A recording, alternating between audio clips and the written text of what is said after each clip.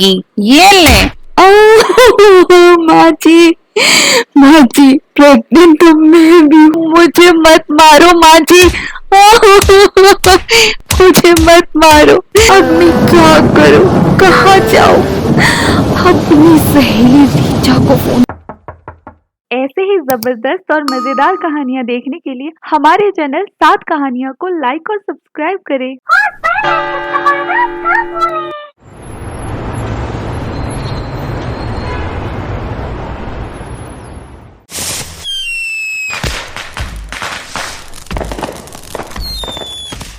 आज रोहन और रवि दोनों भाइयों की शादी है।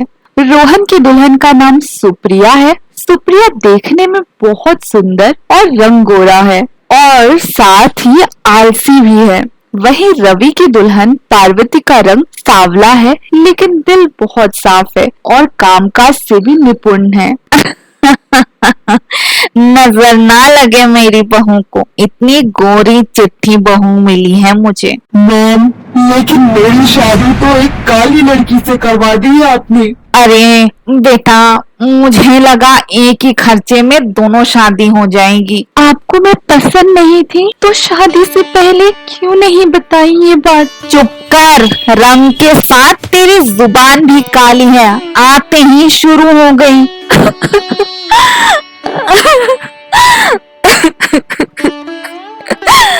सुप्रिया और पार्वती दोनों सौतेली बहनें थी। शादी से पहले भी पार्वती को अपनी सौतेली माँ से ऐसे ही कड़वी बातें रोज सुनने को मिलती थी और घर का सारा काम भी पार्वती को ही करना पड़ता था।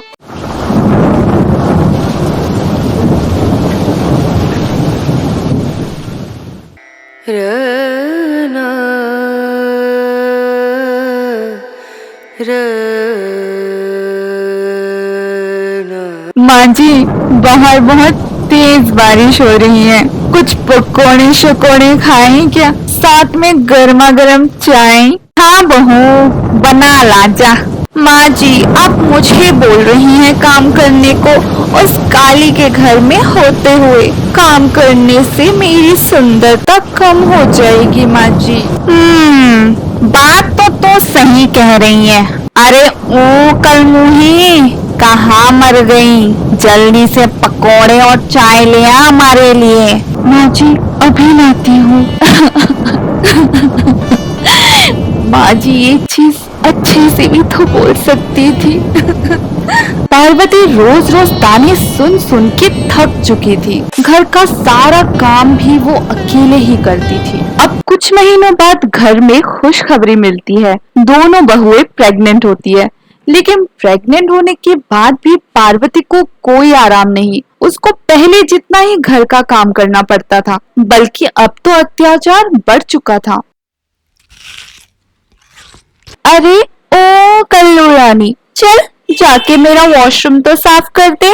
दीदी, मैं बहुत थक गई हूँ, सुबह से काम कर कर के मेरे पेट में भी बहुत दर्द हो रहा है दीदी। माँ जी, सुन रही हैं आप? ऐसी प्रेगनेंसी की हालत में भी ये कल्लू मुझे वॉशरूम साफ करने के लिए बोल रही है।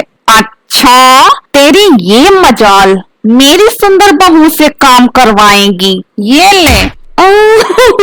माँ जी, माँ जी, प्रेग्नेंट तो मैं भी हूँ ना। अच्छा, तो तू अब मुंह भी चलाने लगी है। अरे बड़ी बहू तो हमें सुंदर पोता पोती देगी, क्या तू दे सकती है सुंदर बच्चे? बोल, अब क्यों नहीं बोल रही? मुझे मत मारो माँ जी। मुझे मत मारो, मुझे मत मारो, मैं घर के सारे काम करूंगी माँ जी। मुझे मत मारो माँ जी।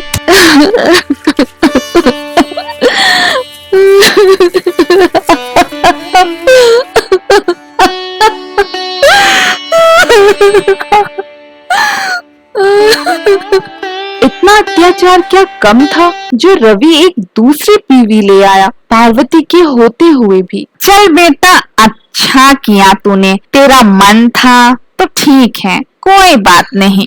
ऐसे कैसे कोई बात नहीं है? आप बाप बनने वाले हो और आपने दूसरी शादी कर ली। मुझे आपने कभी प्यार दिया ही नहीं और अब बच्चे का तो ख्याल। अरे चुप, बकवास सुनने का टाइम नहीं है मेरे पास। नहीं चाहिए मुझे तेरा बच्चा। बेबी इसे धक्के मार के घर से बाहर क्यों नहीं निकाल देते? नहीं नहीं बहू, अगर इसे निकाल दिया तो फ्री में काम कौन करेगा? Oh my god mom, you are genius. ये तो मैंने सोचा ही नहीं। बस कीजिए आप सब, आप लोगों ने सारी सीमा पार कर दी। अब मैं यहाँ नहीं रह सकती। अत्याचार करना अगर गुनाह है तो अत्याचार सहना उससे भी बड़ा गुनाह है।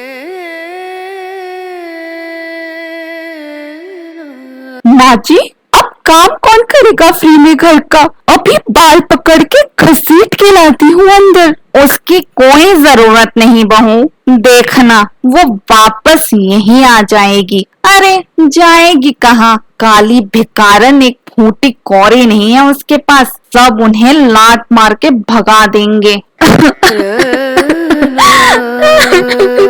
अब मैं क्या करूं, कहाँ जाऊं? अपनी सहेली रीचा को फोन लगाती हूँ। हाँ पार्वती बोल, कैसी है तू?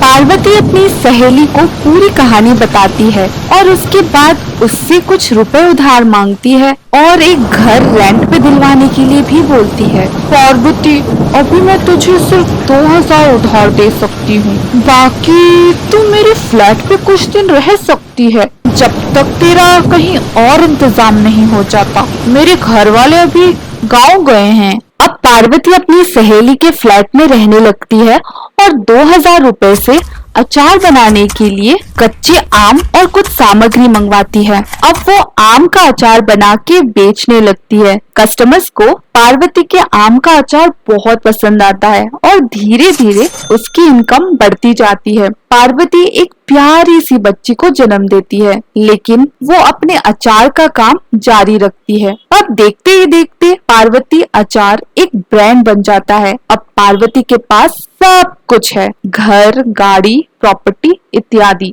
वहाँ उसके ससुराल वाले बेघर हो जाते हैं। रवि की नई बीवी ने उनसे चालाकी से सारी प्रॉपर्टी हड़प ली। रोहन के एक एक्सीडेंट में जान चली गई और रवि अपाहिज हो चुका है। पूरा परिवार पार्वती के पास मदद के लिए पहुंच जाता है। हमें माफ कर दे बहू, हमने तेरे साथ बहुत गलत किया है बहू। पार्वती मैं अंधा हो गया था जो मैं तुम्हारी सुंदरता को नहीं देख पाया। मुझे नहीं पता था क्या सही है क्या गलत है। माफ कर दो मुझे। बहू, भगवान ने हमें हमारी गलती की सजा दे दी है, अब तू भी हमें माफ कर दे बहू। हम तेरी मन की सुंदरता नहीं देख पाए, मन की सुंदरता ही सर्वश्रेष्ठ होती है। भगवान की बनाई हर एक चीज सुंदर होती है, हमें कोई भेदभाव नहीं करना चाहिए। मुझे भी तो भगवान ने ही बनाया है, फिर मेरे रंग को लेके भेदभाव क्यों? पार्वती का दिल बहुत बड़ा था। वो अपने ससुराल वालों को माफ कर देती है और उन्हें अपने घर में साथ में रहने के लिए बोलती है। अब पूरा परिवार एक दूसरे के साथ मिलजुल के खुशी खुशी से रहने लगते हैं।